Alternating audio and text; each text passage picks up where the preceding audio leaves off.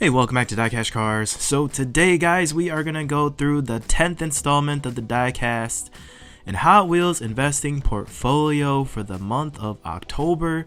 And although October wasn't as successful as I wanted it to be, I did still find a good amount of stuff. And again, with this investing portfolio, we're not focusing in on chase pieces or anything super high-end, but just regular run-of-the-mill releases that anybody has the opportunity to pick up. But for this month, for the month of October, I am stumped because I have run across 3 purchases that are all in really good contention to be added to the portfolio. And I'm actually going to have the viewers help me decide which of these 3 options you guys would like to see me add, starting with this Matchbox moving parts collectors Lexus LFA. And this car is essentially a modern classic when it comes to the super or maybe even potentially a hyper car. But this car is unreal in real life, guys, if that makes any sense at all.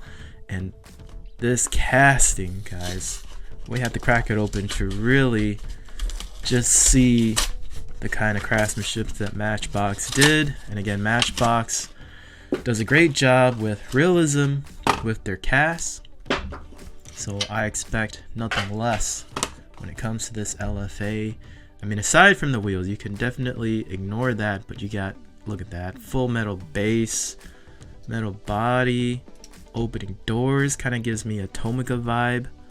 It's got all the correct details, the lights, that front end just kind of smiling there at you. The rear end, not great. I mean, I wish they could have done a little bit more depth with the giant grill vents there on the rear, but nonetheless, for a 1/64 scale, this actually looks pretty good. Now, this thing is fairly pricey, so right now retail price on these moving parts is about $5, and that was a bit of a surprise to me too, because I want to say the ones without rail riders, which these are not rail riders, usually are like $2 to $3, so they must have upped their price. But I mean, a small upcharge to pay for such a classic modern car, guys. And I did get 2 of them because I definitely wanted to keep one open. But from an investing side of things, guys, these are selling right now on the secondary market for about $15 a piece. So I got 2 of them.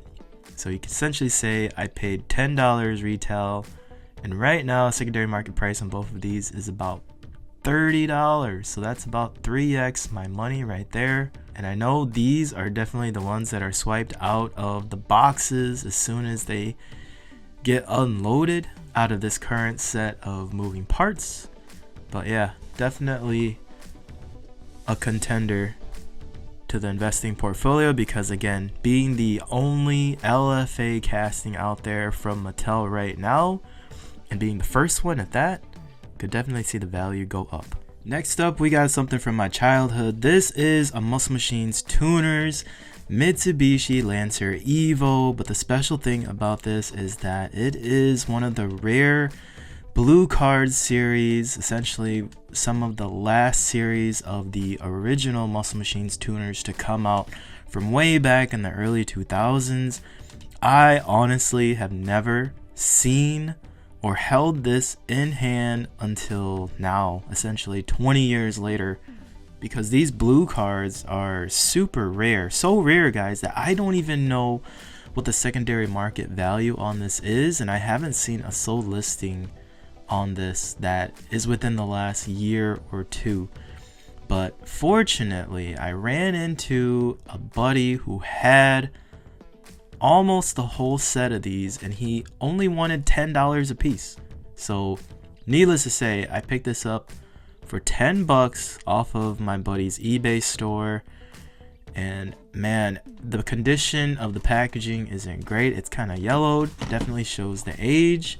There's little dents here and there, but I still can't imagine that this doesn't hold its value, because if you look at some of the other cars out of the series, you got a Nissan G35, which honestly I've never seen. I don't even know what color it is or how it looks like.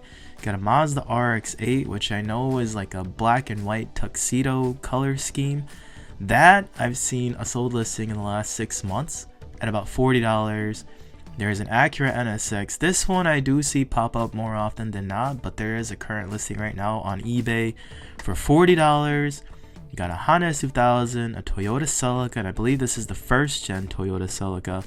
And then obviously the Mitsubishi EVO 7 in this brilliant DieCash green.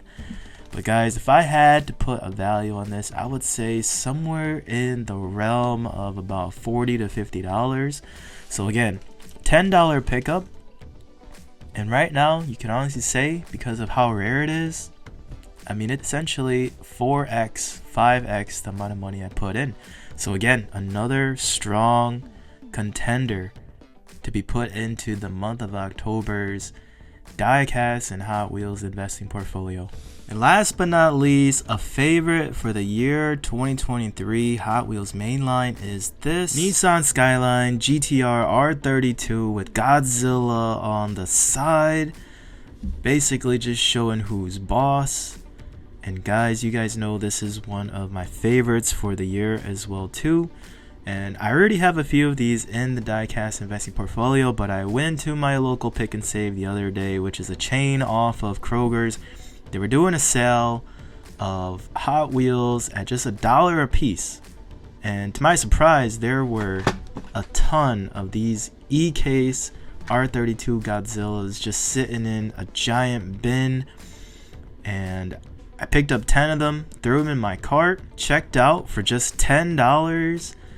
And I thought, man, this would be a great addition to the investing portfolio because right now, secondary market, these are somewhat on the rise. They're going right back up to about $5 a piece right now. And I honestly feel like that value is just going to continue to go up because, as we all know, the LA convention just took place and we did see leaks of a Godzilla Nissan Skyline GTR R33. So I think we all know what the trend is. We're probably going to get the R32, the R33, and I would imagine the R34 in Godzilla livery. So I think people are starting to stockpile up on this R32 because you're going to need that trio to get all three Godzillas together, right?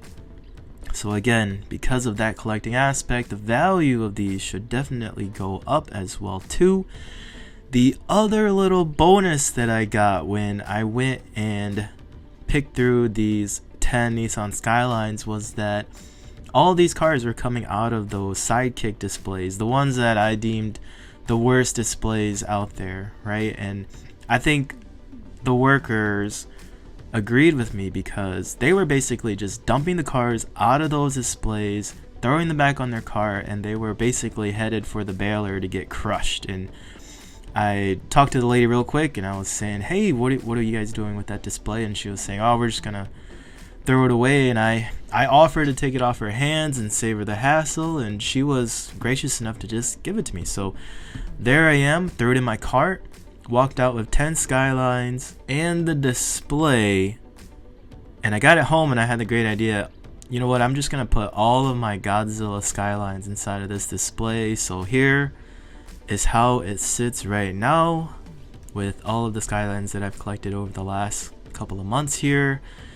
And another big bonus, guys, I've never looked at the value of these little sidekick displays, but man, they're going for some crazy dollars on eBay right now. I mean, ranging anywhere from $50 all the way up to $120, which is insane. I never knew those in-store displays had any kind of value or that people were actually buying them. And obviously it depends on condition. If it's new in box and still folded up, I mean, people are willing to pay up to $100 for those things. So I mean, man, this haul, even though I didn't think it was that significant, I mean, you're talking $5 a car on the secondary market. That's $50 right here.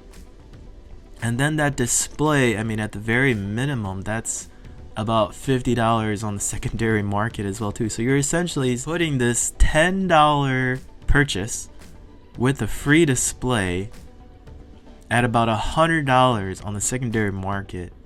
I mean, that is 10xing right there, guys.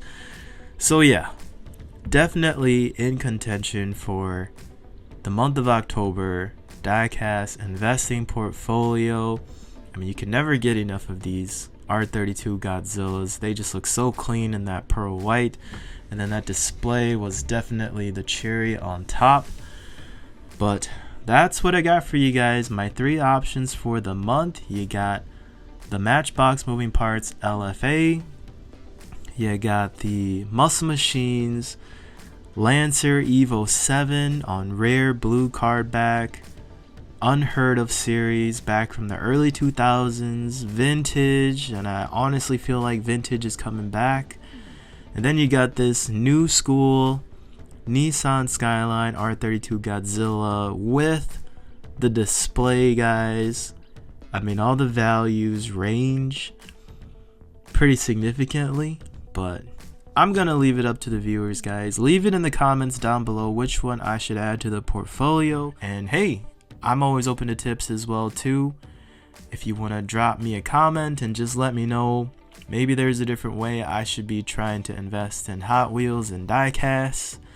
But that's what I got for you guys today. Like and subscribe, and I'll see you guys next time on DieCash Cars.